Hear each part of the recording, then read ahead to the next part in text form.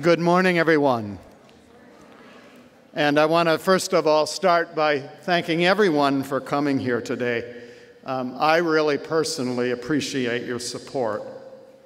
You know, it's been said that a college campus is little more than a loose affiliation of faculty and staff that are joined together by common grievances over parking.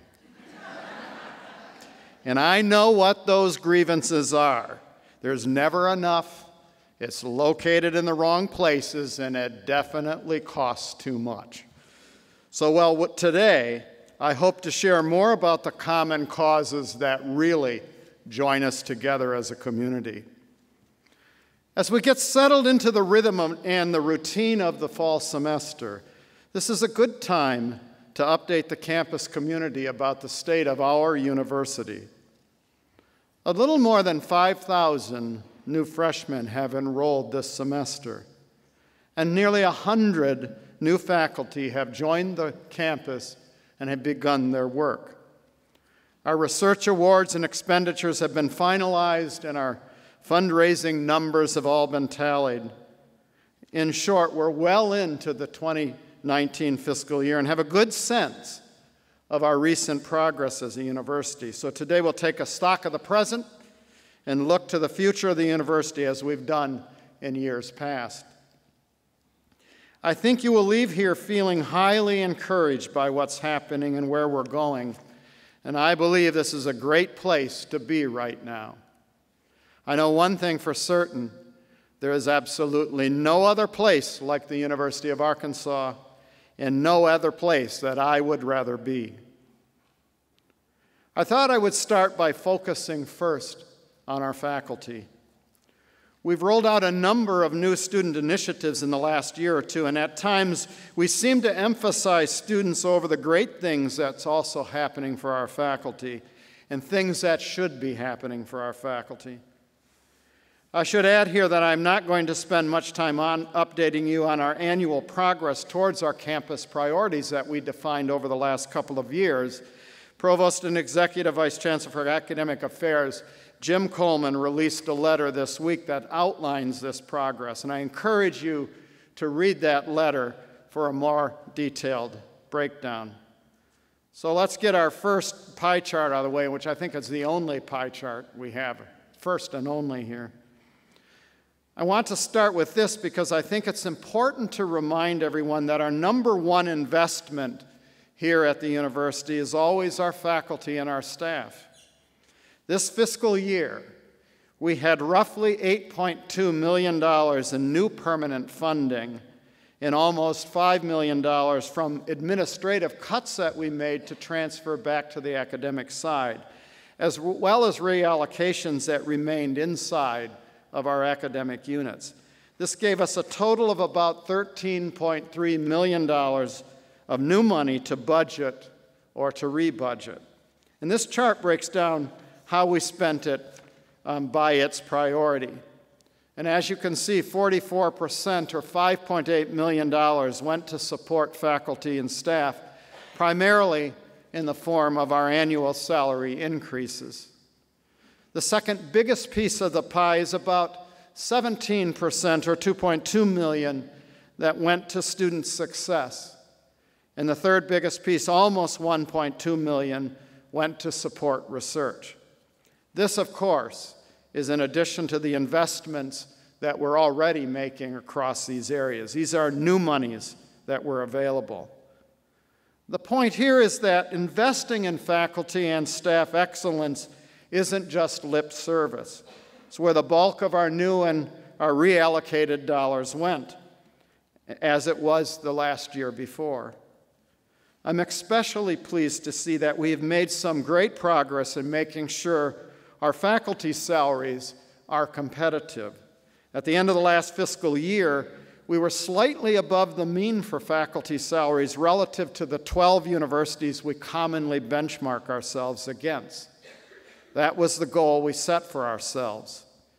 I'll say more about this at the next faculty Senate meeting, which is going to be held next week. It also bears mentioning that we did not raise tuition for in-state students, at the request of our governor. This request was made when he allocated new funds to start the funding productivity model. The new state support dollars were especially critical this year, and we received a little over $4 million in this support due to this productivity funding model.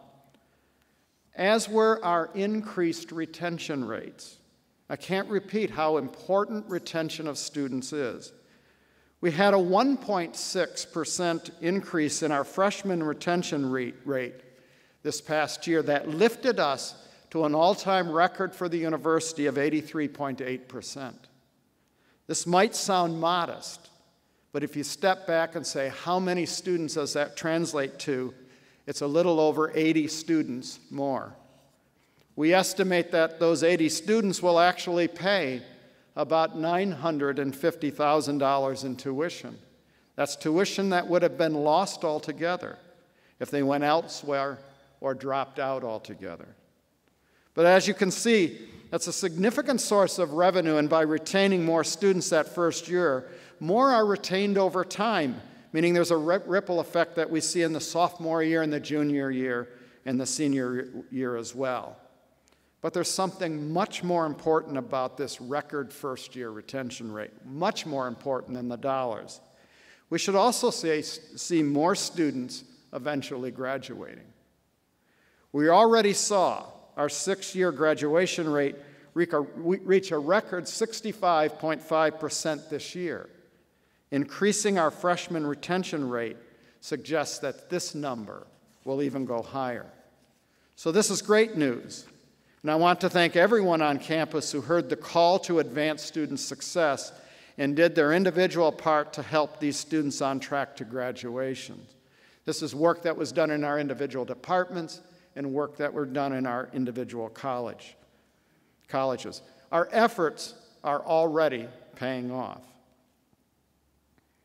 We also recently completed our second year of awards from the Chancellor's Innovation and Collaboration Fund. 10 research projects involving more than 30 faculty received these grants.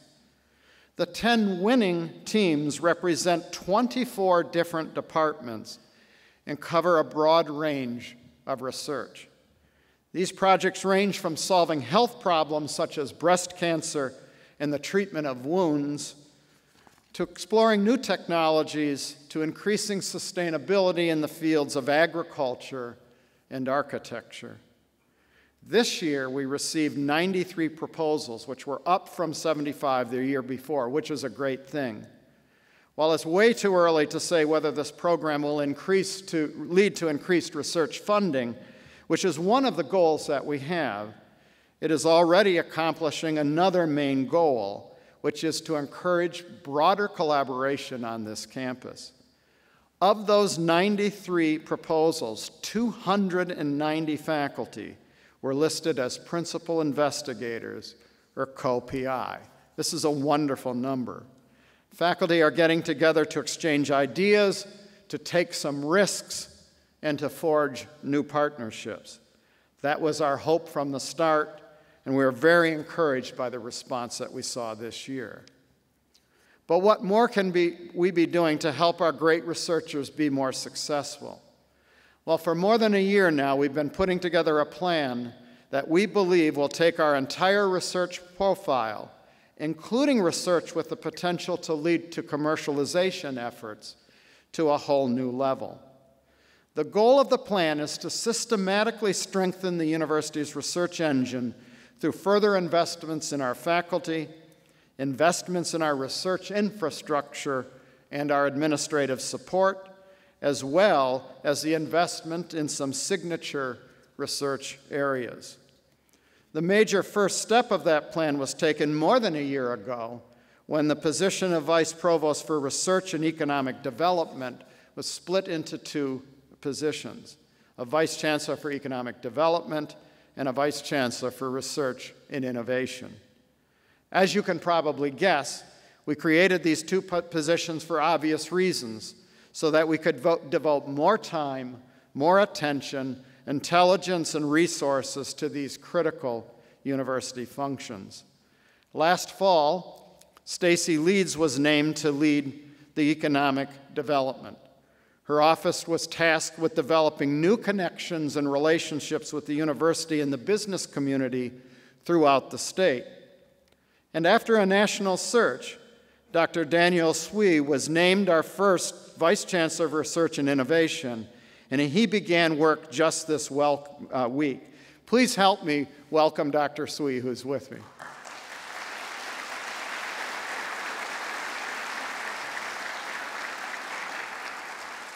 Welcome, Dan. It's great to see you on campus here.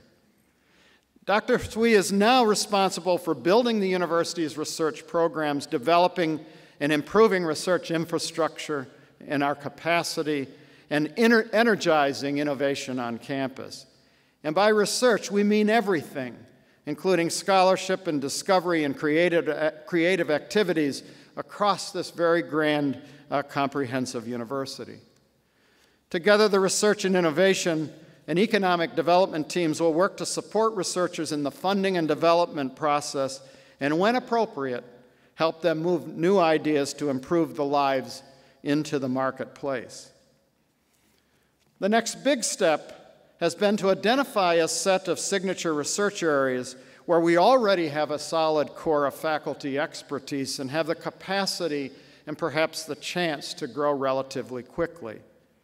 Our plan is to make strategic investments in these core areas, particularly in hiring more quality faculty as well as better supporting the faculty that we currently have here. This, in turn, will increase research productivity, our extramural funding, and potentially the number of patents and licenses that stem from it, which in turn should lead to more invention disclosures and perhaps more startups. A proposed feature of the plan is a new innovation fund for research and commercialization potential. This would be similar to the Chancellor's Fund I just mentioned, but would prioritize research with a high potential for commercialization. Once all the pieces are in place, ideally within the next 5 years, we think we can produce anywhere from 4 to 8 more startups per year than we currently do. There are several smaller components to our overall plan, but that's the basic overview. Today, I can only provide the broad strokes, but we hope to have a clear, concrete plan to share with the campus no later than January. So, Dan, get to work. Fulfilling this plan will go a long way towards strengthening our case that what we do here advances the state, it creates job opportunities, importantly, improves lives. And before I move off the subject, I want to point out 2 things that make me incredibly optimistic about the ultimate success of our research in these endeavors. First, our phenomenal faculty. I think you probably know by now that we had 9 National Science Foundation Career Award winners last fiscal year. NSF Career Awards are the most prestigious awards that NSF gives to young investigators, and it celebrates the integration of research and teaching. Having 9 faculty win these awards puts us in company with some of the best institutions in the country. We rank 15th nationally, which actually put us ahead of such places as Stanford, Duke, and Caltech, all of which I've heard are very good places. I want to personally thank Hunter Yurachek and the Department of Athletics for honoring these 9 on the football field a couple of games ago. This was a step to show, I think, the wider community of Razorback fans that research is important on this campus, and it's something that we do well. So I want to thank Hunter and his colleagues for this. So fantastic work there and clear evidence of a tremendous core of young faculty that have come on campus. The second thing I want to mention is that research continues to trend upwards. Last year, total research expenditures went from almost $158 million to just over $175 million, which is an increase of about 11%. And total federal research expenditures went from $46.4 million to more than $52 million, which is a 12.5% increase, in spite of the point that federal funding has been relatively flat. So these are 2 wonderful developments here that we should be celebrating. I thought it was important that I say a few words today also about the recent U.S. News and World Report rankings. I'm sure you've seen them. A couple of weeks ago, I had the great pleasure of explaining to our Board of Trustees why we dropped from 133 last year to 152 this year, and why our ranking among publics went from 63 to 78. They were very understanding, as was President Don Bobbitt. I would be remiss in not providing you with an explanation of this drop today. And I want to make it clear, though, that while we are disappointed by the drop, since U.S. News is probably the most popular rankings with the public, I don't believe there's reason to be alarmed.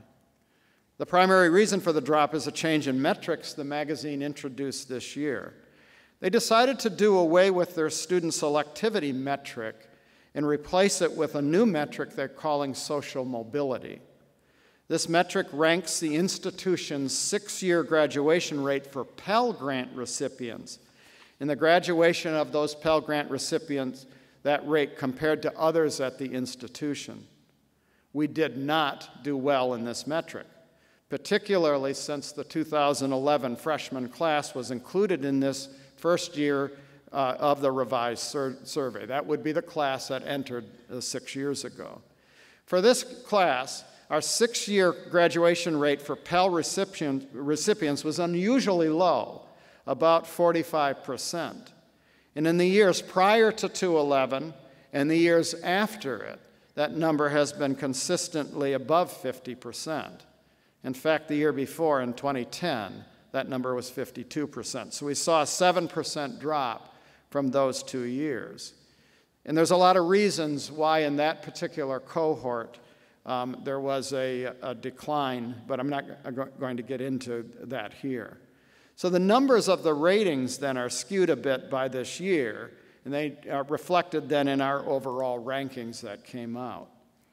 Despite our decline in the rankings, I actually think the inclusion of this new measure is a positive thing and reflects an emphasis on the kind of students we're committed to enrolling and supporting through our student success efforts. The good news is that this ranking does not reflect the strengths of our current retention and graduation efforts. So how do we know that? Because as I mentioned, our freshman retention rate was the highest ever, as was the 6-year graduation rate. We also set new records for minority enrollment, both in terms of actual number of students as well as the percentage of the total. And we've also instituted a number of student success efforts in the last year, such as Advanced Arkansas Scholarships, 360 Advising, our Step to Success program, and others. And in a little more than 2 years, we've increased our scholarship base permanent scholarship base by more than $1.7 million, thanks in large part to the efforts of university development. I might add, University Development had their second best year ever last year, raising nearly $293 million. That's worth some recognition.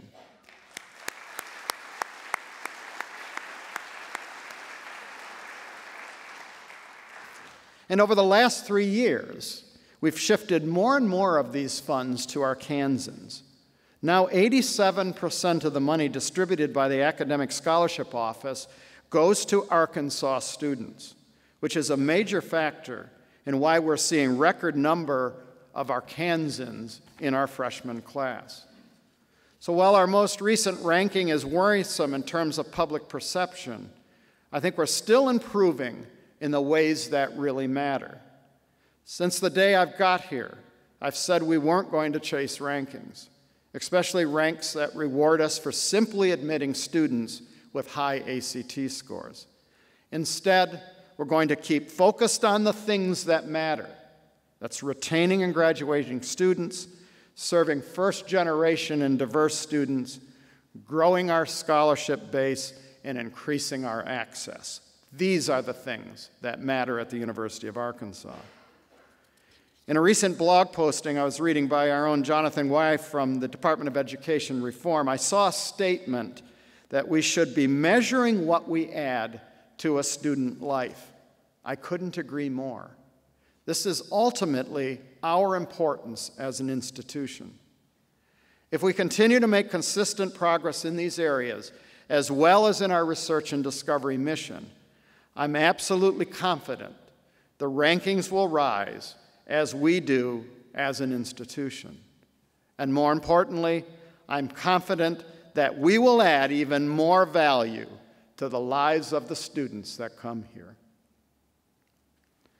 Many of you have probably noticed that we released a new 30-second spot this year. This spot is the result of a year-long process of identifying what our, quote, brand or what our identity is, which is really just a simple and focused articulation of who we are, what we do, and most importantly, why it matters. To arrive at this, we conducted almost 100 in-depth interviews about the university with various stakeholders and reviewed more than 8,000 surveys. From this, we extracted the 4 fundamental and foundational elements of our brand, and they are: we are dedicated to Arkansas, we are home, we provide life-changing opportunities, and we are determined to build a better world. These basic themes help define what unifies us and will be used as a guide when communicating about the university. All university messaging should be crafted to support one or more of these themes because, in turn, these themes definitely support the university's strategic plan. We're also putting the final touches on a website with the theme of determined. It's being designed as a home of stories that speak to these themes. For instance, you will be able to learn more about Dr. Tamika Jennings, who grew up in Gould, Arkansas. Initially, she thought the U of A was just too far away, so she attended the U of A Pine Bluff. After that, a meeting on campus with Dr. Doug Rhodes convinced her to pursue a PhD in molecular biology. Now she's a clinical assistant professor in the Department of Biological Sciences. She's also researching breast cancer and was the primary investigator on a team that just won a Chancellor's Fund grant this year. In short, Tamika is helping to build a better world. You will also be able to learn more about the work of Dr. Clint Wood, an assistant professor of civil engineering. The Arkansas Department of Transportation commissioned him to conduct soil tests to estimate the seismic demand placed on bridges in the event of a large earthquake in eastern Arkansas. The purpose of this work is to determine the optimal seismic design specification of new and replacement bridges that are in that region. Another important way the work we do serves Arkansas. There are a lot of great profiles of students and of faculty and alumni and how they're maximizing the opportunities created by this campus. Again, the purpose of all of this is that no one will know that the University of Arkansas solves problems, builds future, and transforms lives if we don't communicate our strengths in a consistent and a unified way. We need to do so loudly, and we need to do so often. I also want to take a moment to highlight the work of Dr. Yvette Murphy Irby, Vice Chancellor for Diversity and Inclusion. She's proven to be a fantastic choice. She's committed, she's generous, and she's passionate. After a year to get the lay of the land, assess, consult, and strategize, Yvette and her team have really hit the ground running this year. September kicked off a month of celebrating inclusion and diversity in Arkansas with a concert, with lectures, and a number of other events. Yvette also expanded her office, assembled a team of fellows, and put together several committees that touch virtually all areas of campus. She formed 2 new active volunteer teams as well, the Student Diversity Ambassadors and Faculty and Staff Champions. These teams have been invited to assist in maintaining awareness of issues, of needs, and concerns related to diversity and inclusion, and to keep us abreast of successes and concerns related to it. We also hope they will assist in making internal and external stakeholders aware of the progress the U of A makes with regard to diversity and inclusion, among other things. If you'd like to get involved, and I hope you will, I encourage you to jump on the newly revamped diversity.uark.edu website to learn more. We need your passion, we need your insight, we need your ideas, and we need your enthusiasm. It takes all of us. Thank you so much, Yvette, for really taking the reins on this. Your work is appreciated.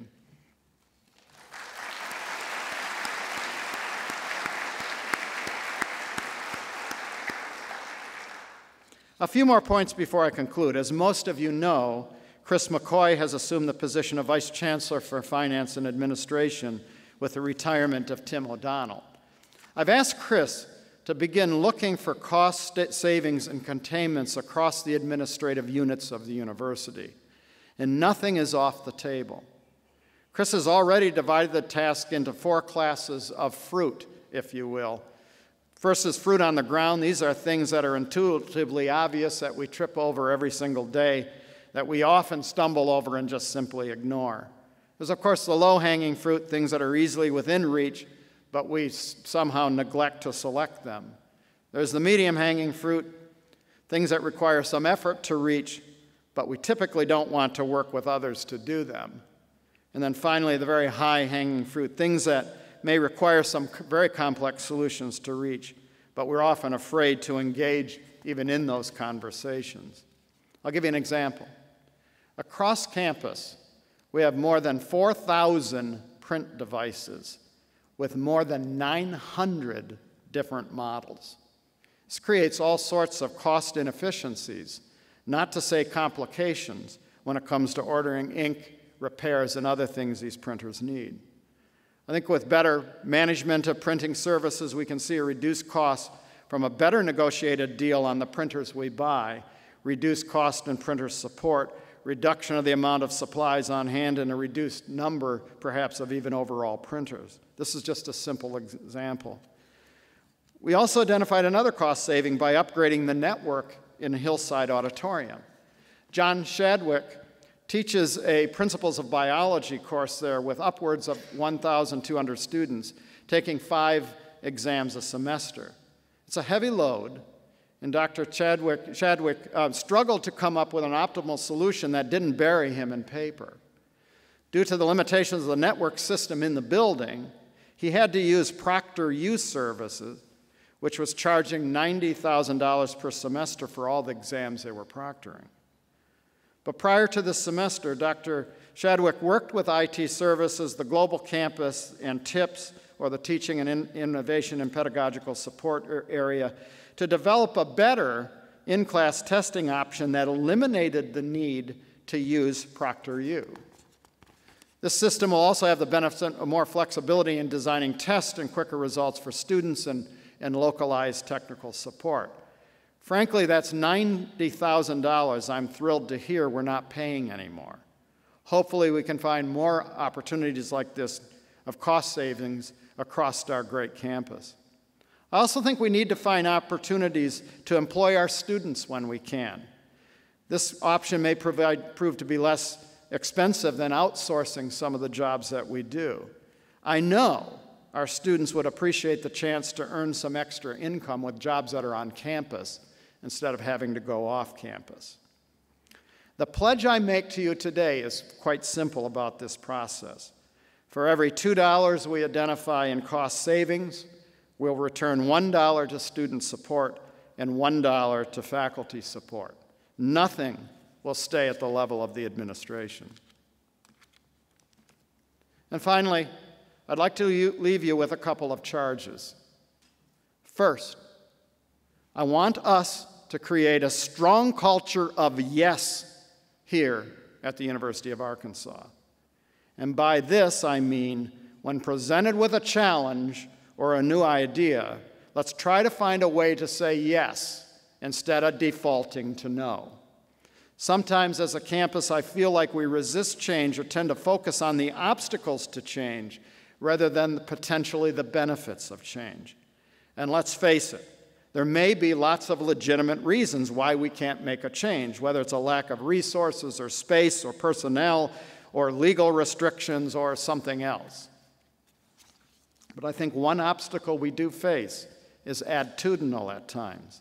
I think we can be more open to finding solutions that work.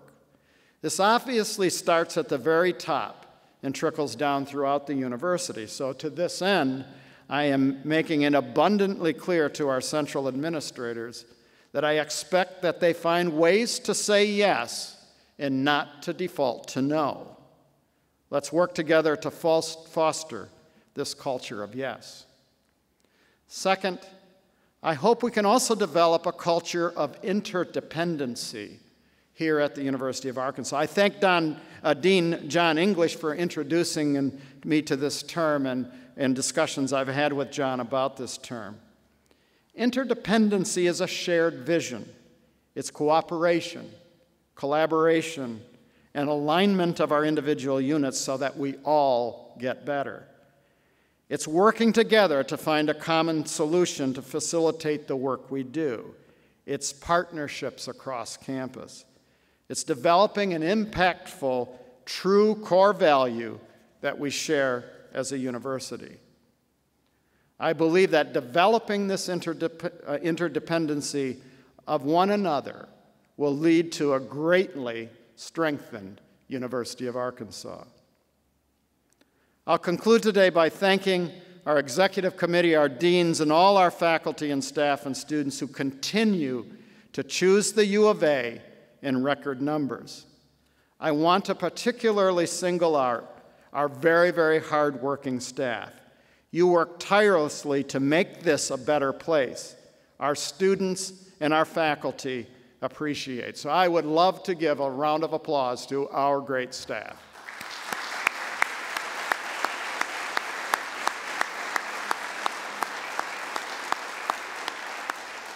Thank you for what you do. I'm closing in, believe it or not, on my third full year as chancellor. And in that time, I've already seen tremendous progress here. I've seen this community embrace change and run with it. I've thrown out a lot of numbers today, and many of them are record highs for this university. But I believe that records are made to be broken, and I have no doubt that they'll keep falling in the years ahead. So I'll leave you with one final thought. Last week, we held our annual promotion and tenure reception for faculty over in the library. Each year, faculty are asked to cite work of significance to them. It's always fun to see what they say. The choices are frequently unexpected. This year, 2 people cited the book The Alchemist by Paulo Coelho. In one, Associate Professor Stephanie Lusk included a sentiment I'd like to believe is true. And that, I quote, "And when you want something, all the universe conspires in helping you achieve it." Close quote. It is with profound gratitude I thank you all for conspiring with me to make this the best university it can be. I'm truly privileged and I'm honored to serve as chancellor of this great university. As I hope I made it clear, you're doing wonderful work here. Be proud of that work. And thank you for all you do to make this institution great. Thank you.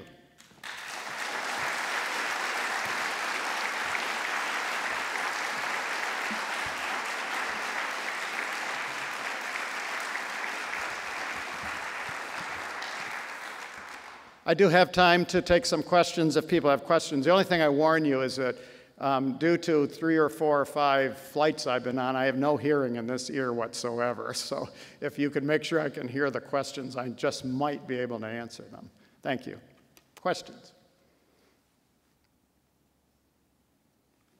Oh, Dot. Just a point of clarification. Can you hear me? Yeah, I can.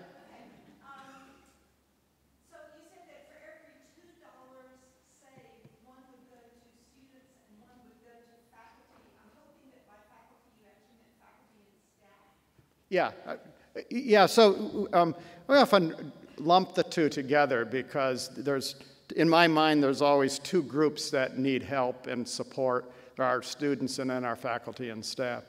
So, and by the way, we're going to become very mechanistic like this because I don't trust central administrators to actually turn their dollars over.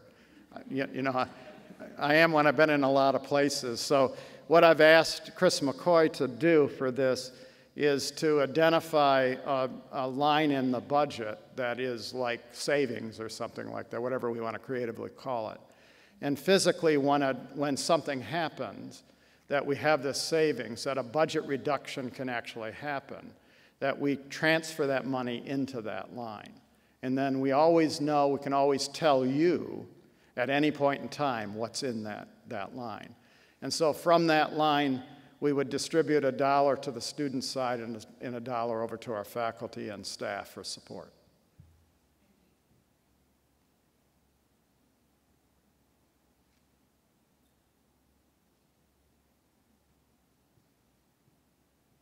This is back like teaching Psychology 101.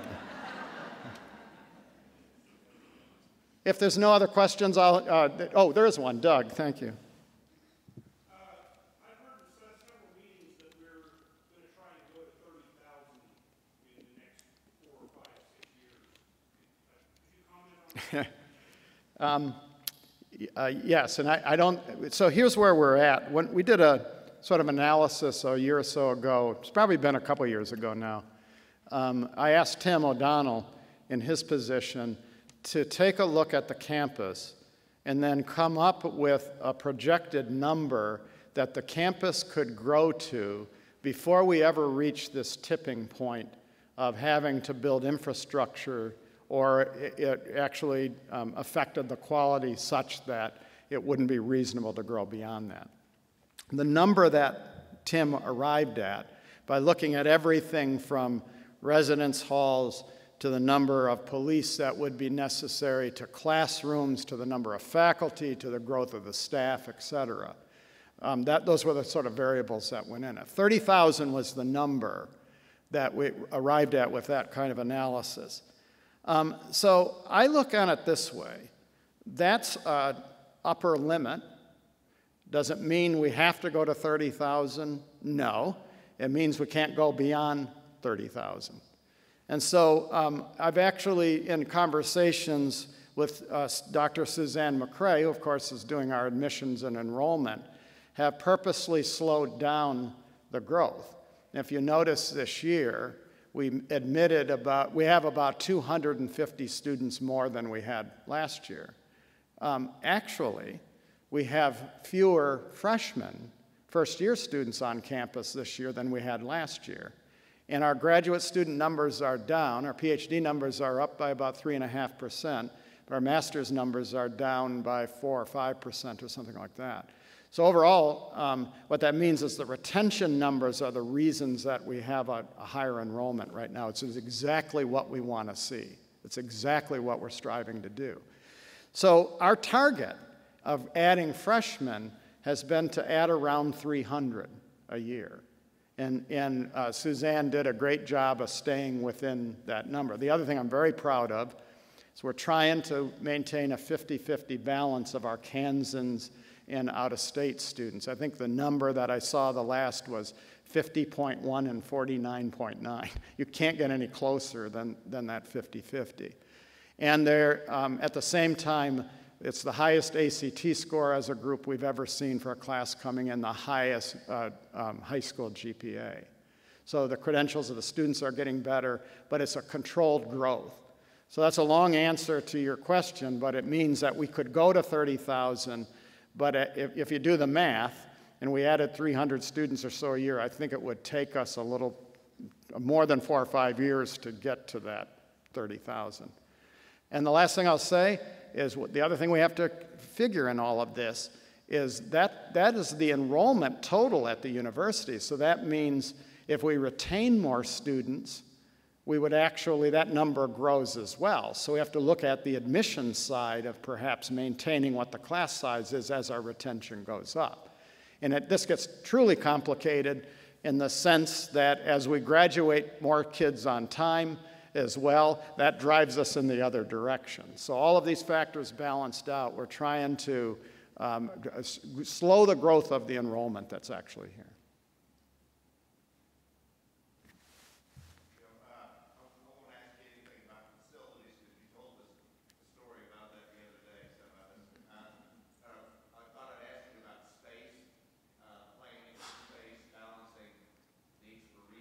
Yes. Classrooms, offices, consultation. I know we have the changes in the library. We have the Student Success Center coming. And I do know among the faculty that we often feel like there's not effective consultation ahead of time with the faculty for academic spaces and the planning on those. Yes, thank you for the question. A couple of things. In my mind, there are two major capital projects that are at the very top of the list. One of them is a Student Success Center, which a truly integrated large Student Success Center. I think we're getting closer through fundraising and other things of that becoming a reality. The second piece is we need a major research building as well. So I just had conversations with the provost this morning of putting a high-level administrative group together to begin the discussions of what that research building looks like. And Dan is being given direction as well to be involved in that, make sure to be involved in that to define what those space needs are. A couple of other projects that are going on, then I'll answer the second part of the question, is I also have asked our vice chancellors to take a look at the usage of the various areas that they represent, everything from business and administration to all of the vice chancellor's areas, to see if there are operations that are certainly on Central Campus right now that might be moved into more auxiliary spaces to free up space that's needed, particularly for offices and other things that we need. For faculty, graduate students, I'll put on that list as well, and as far as staff. So I think what we're trying to get emerging out of this is an increase in the space for research and scholarship, particularly space for faculty. On the facilities side, we're redoing right now the way that the facilities planning is done for the academic decisions that are made. And so the provost right now is working on a plan that engages more faculty on the front end of the process of the planning of space that's on this campus. So I think what you'll see emerge, because both the provost and I agreed that in other places that we've been, we've seen much more participation on the part of faculty in the process of space planning. So that's going to come out of this process as well. My question is regarding Mullins Library. When is it going to be up and running? When is, I missed the question. Mullins Library is expected to be turned into an online library. We cannot check out books. That's the first time I've heard you can't check out books from Mullins Library. You're referring to the issue of building an auxiliary facility. First of all, every university I've been at has built one of those because of issues of trying to come up with the funding that's necessary to expand the libraries as collections and other things grow. There's not a single book that's been taken out of this library. They're now over in, meaning that they're over in the auxiliary, and you can have access to those books. It's been the practice, I think, of major research universities to handle the crowding problems they have, plus the competing demands in that space that undergraduates have for study space. It's probably the biggest issue that I've heard from undergraduates since I've been here, is that the library is inadequate in study space for them. So we're trying to balance these two things, come up with a system where there's great access to the books and journals and things that are needed, but for faculty, and at the same time trying to provide this for students as well. So it's a balancing act at this point.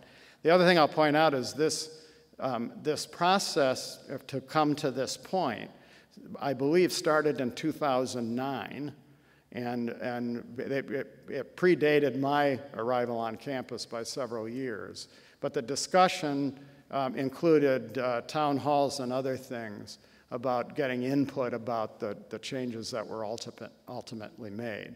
I'm 100% behind the change because I think it balances and strikes the right balance and provides access to the books and things that are needed by scholars, and at the same time helps us with the issues that we have with a smaller amount of space available for our students. I was wondering if you could elaborate a little bit on the initiative to hire more students. Yeah, I think I'd point to something that Chris McCoy did in IT. So we used sort of that as a test bed, and I don't remember how many students did you end up hiring, Chris? Do you remember? We're at about 125 right now. Yeah.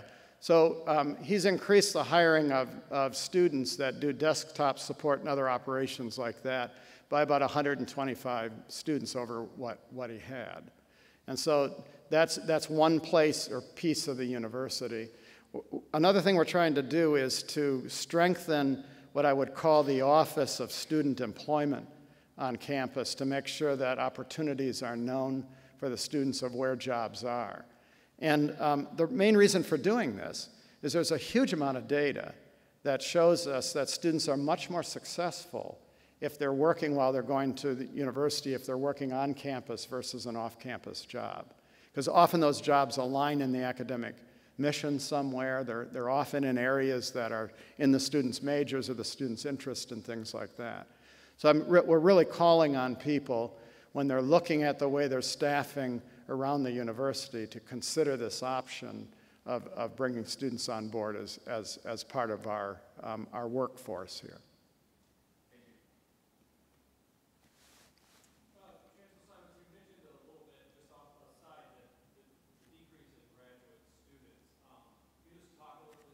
Sure.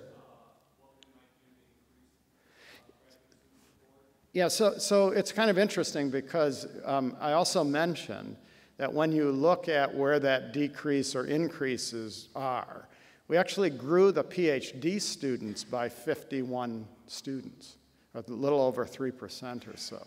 So that part is growing, and those are the students that we typically are looking to provide the support with.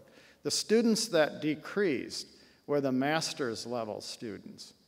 And there's a variety of reasons for doing this. There were some programs like the MBA that were offline for a period of time. There might be some other programs that are being retooled or rethought, et cetera. So the decrease were in the master's students. We don't think, and also I think also these students that are, what's the term, Jim? Undeclared, or what is non-degree? Yeah. So the other of that 300 is a series of non-degree students as well that are included in that number. But what we are seeing, that why we think this number will go back up, is that there is a lot of work being done, and I'll mention the Walton College of Business right now, to create professional master's degrees that are of use, particularly to the business community in Northwest Arkansas and the state of Arkansas. So these are degrees in things like supply chain and other areas that companies can use to further educate their workforces.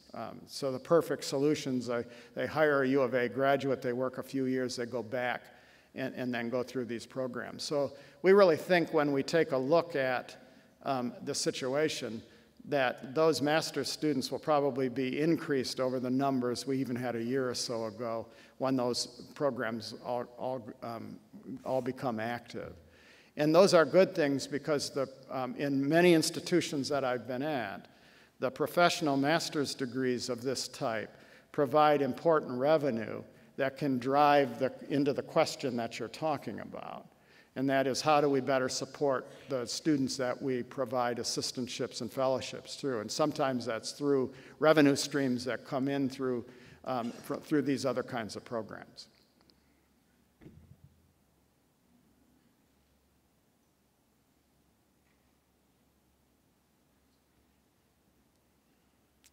I see no other hands going up. Again, thank you for coming and listening today. I appreciate your dedication to the university. I'll be sticking around up here for a little while if you have one-on-one questions for me. But thank you. You're making this university great.